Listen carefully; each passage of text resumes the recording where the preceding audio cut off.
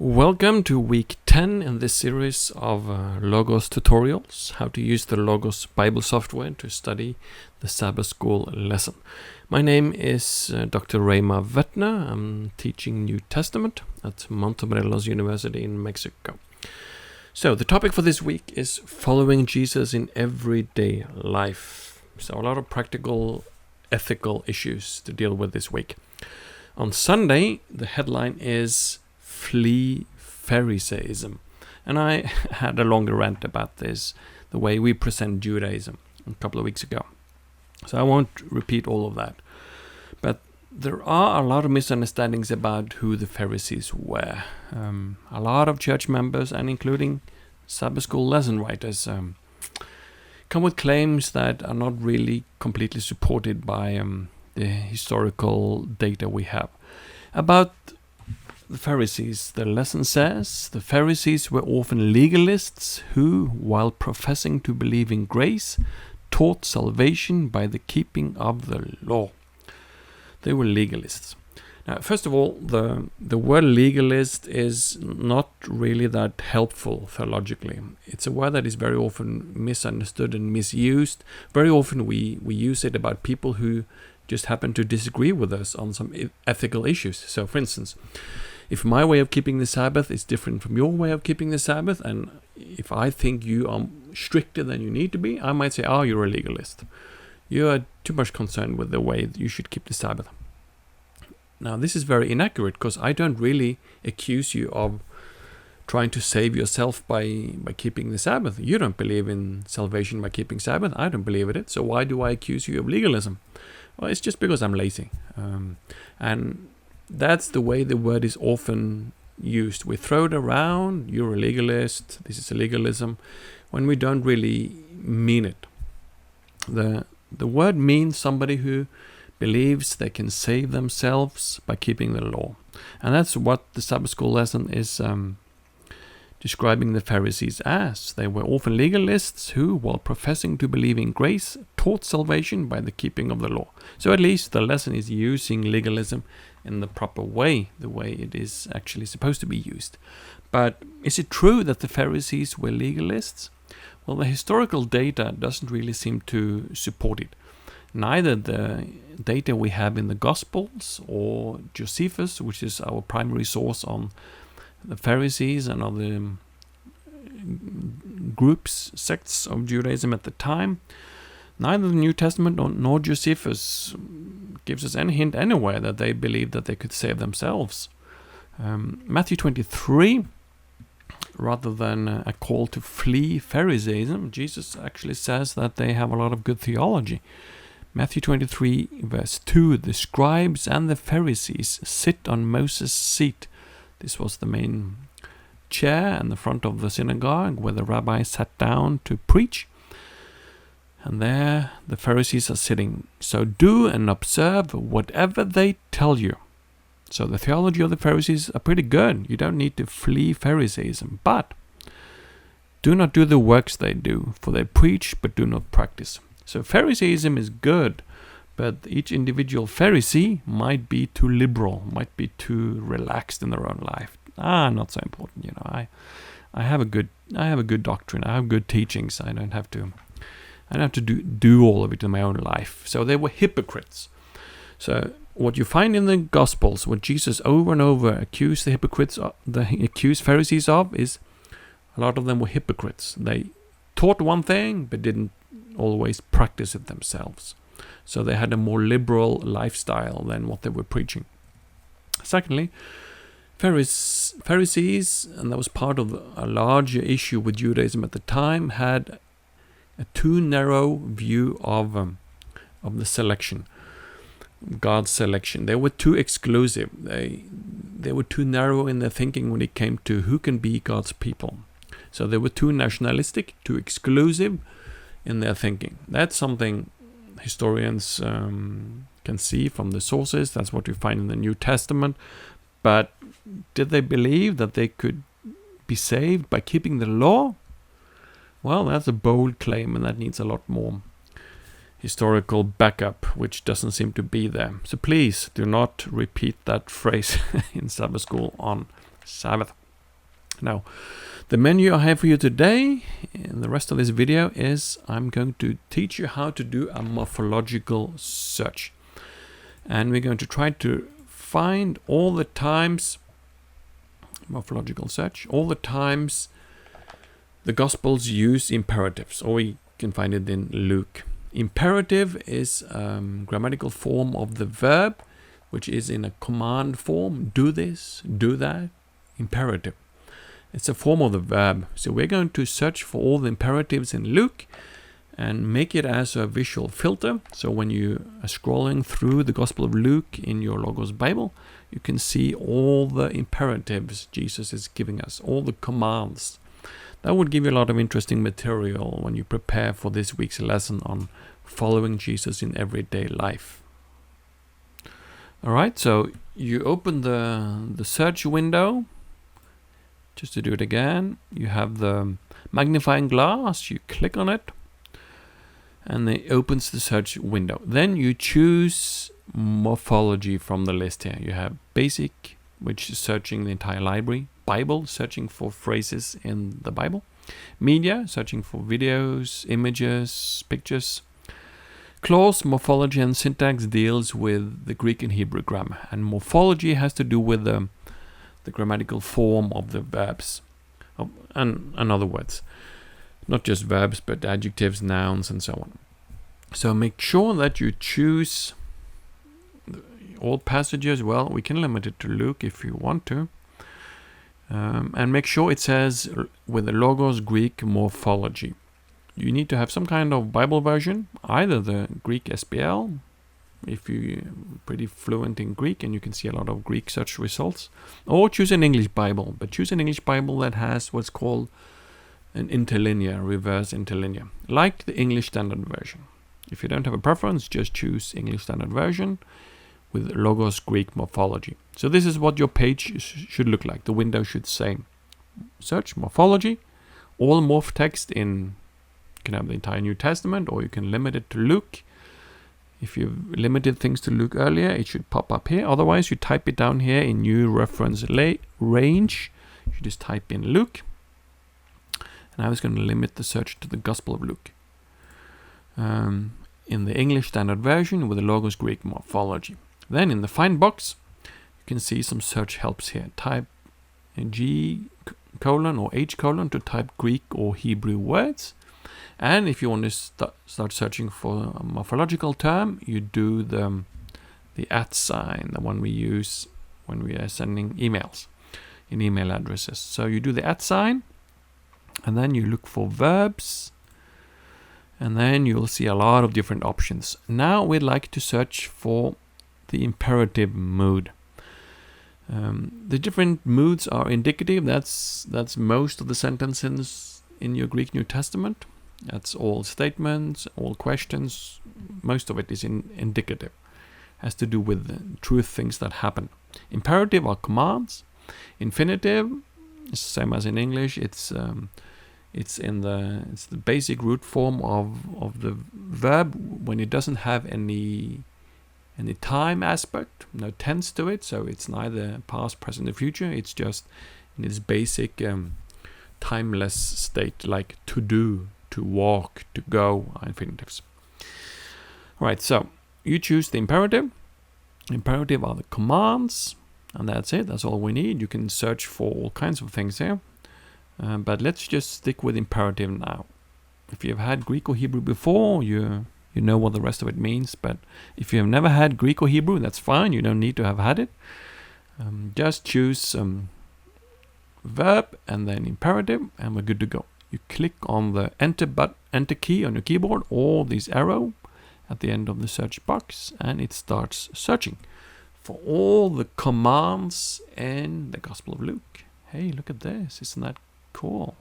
Whenever Jesus is telling people to do something, or other people are telling Jesus to do something, all the commands. So not all the commands are necessarily commands for us to do. It can be people telling Jesus to do things. It can be things Jesus tell people to do. But it's a good list to have. We can go through it and see if there is anything here that we need to do in our life.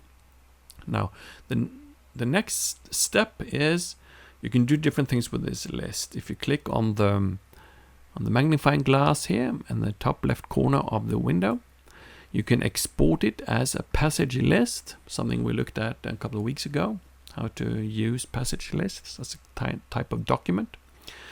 Now we're going to save it as a visual filter. A visual filter means when you're reading a book, or in this case a Bible, you will see visually something in the text. So let's do this. We save it as a visual filter. Opens up another window. Now we're going to give it a name. So you click this little pencil icon and then you give your visual filter a name. You can make it simple, call it imperatives in Luke, or you can call it whatever you want, commands in Luke, commands in the Gospels, but probably something with imperatives or commands is a good idea. And now the next thing is we're going to choose the formatting. What do you want this to look like in the Bible? Whenever you come to an imperative, a command, what do you want it to look like? Do you want the text to become, the word to become blue or brown or green or orange? Maybe you want some background, like a highlighter, highlighting it in orange or yellow. You can have it all caps, blue underline, a box around it, exclamations, this is a comma. You can do a lot of things here. You can do on fire. I think that's pretty cool. Yellow glow. All right, let's just choose that one. Huh? Isn't that cool? Yellow glow. You can choose whatever formatting you want. So now we have created a new visual filter. There is no saving that is necessary. Everything you do in Logos is already automatically saved. So this is now a new document called a visual filter. We can close this and we can close the search box. And if you open a Bible now and you go to Luke, since we limited the visual filter and the searches to Luke, you will see all those words in this screaming out in yellow here. That's our commands, our imperatives. A lot of words that you might not think would be imperatives, like look, behold, but that's an imperative. People are telling people to look. So that's quite a number of them. Don't be afraid, but look. All right, that's quite a number. Whoever has 2 tunics is to share with him. This is a command. Who has none, and whoever has food is to do likewise. So here we have some commands from God, from Jesus. If you have more clothes than you need, you have to share with those who lack. Right? So see, it's in yellow. Pretty cool. Standing out. This is an imperative, a command. Collect no more than you're authorized to do. Be content with your wages. Are you happy with the salary you've got? Well, you're supposed to be content. It's a command from Jesus. Be content with your wages. Was it Jesus, by the way? I didn't study so carefully. Was it John the Baptist? All right, John the Baptist tells us to be content with our wages. All right, so now you can read through the Gospel of Luke, and whenever there is a command, you will see it as a cool yellow highlighting. Now, how do you get rid of this? There are 2 ways of doing it. You can either temporarily turn it on and off. If you go up to these 3 circles here, it's called visual filter. Here you can see all kinds of visual filters that you have in your system. If you have made note documents before, remember I showed you earlier, 2 weeks ago, how to make note documents when you are learning things in your Bible study. So you can come back to your notes later. Those notes put a little box for those verses where you have attached a note. And if you want to turn those little boxes on and off, you can just remove the notes as a visual filter. But if you go further down, visual filters, here we are, imperatives in Luke. I can turn it off, and look, it's gone. I can come back and turn it on, and here it is. All right, so you can temporarily turn things on and off. If you want to delete it completely, you go up to Documents, and you find it in your list. If you sort it by date, it should be at the top. Date today, imperatives in Luke. This is the name I gave it. What kind of document is it? It's a visual filter. And I can just right click on it and delete it, and it's gone permanently. But if you didn't want to delete it permanently, you can just turn it on and off temporarily in visual filters. So that's morphological search. You can search for every time there is a command in the New Testament or in the Old Testament.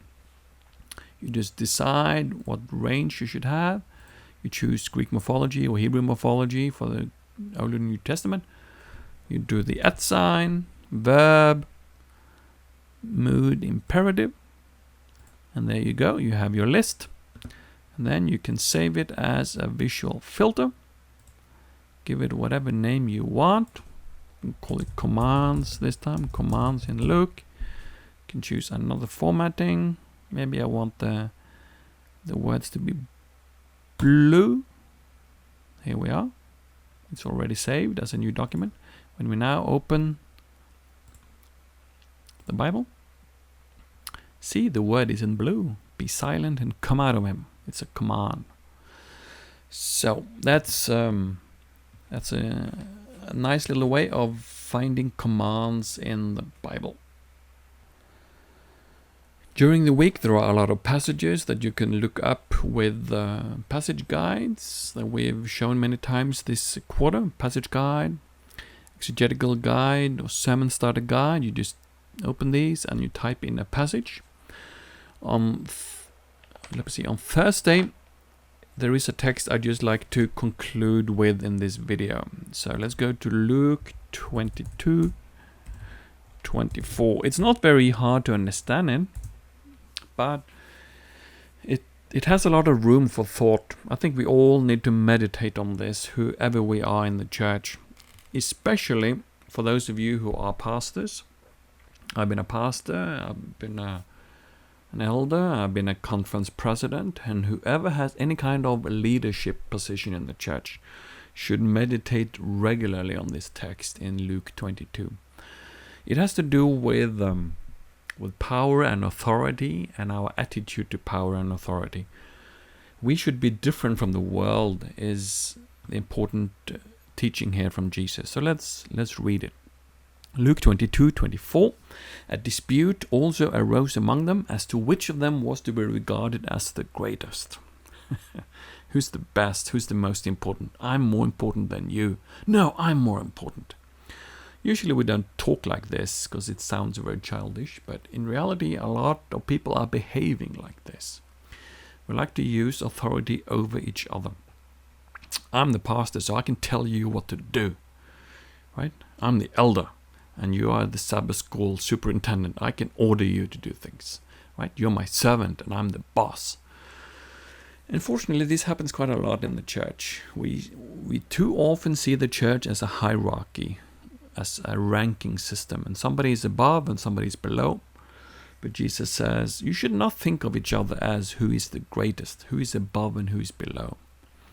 Verse 25, Jesus said to them, the kings of the Gentiles exercise lordship over them, and those in authority over them are called benefactors. So Jesus says, look at the wider world. Yes, in the world, this is how it functions. People have a hierarchy. They are higher up in the system or they're further down, and they lord it over them. A boss is lording it over the employees, is lording it over those who are further down in the hierarchy. That's the way of the world. That is not the way it's supposed to be in Jesus' movement. Verse 26, but not so with you. So if you want to be part of Jesus' movement, if you want to be a disciple of Jesus, a Christian, if you want to have leadership responsibility in the church, in Jesus' church, you are not allowed to lord it over people. Whatever authority you have, it's not a permission to boss people around. Jesus said, rather, let the greatest among you become as the youngest. Right, we have an imperative here. Let the greatest among you become as the youngest, and the leader as one who serves. For who is greater, one who reclines at table or one who serves? Is it not the one who reclines at the table? But I am among you as the one who serves.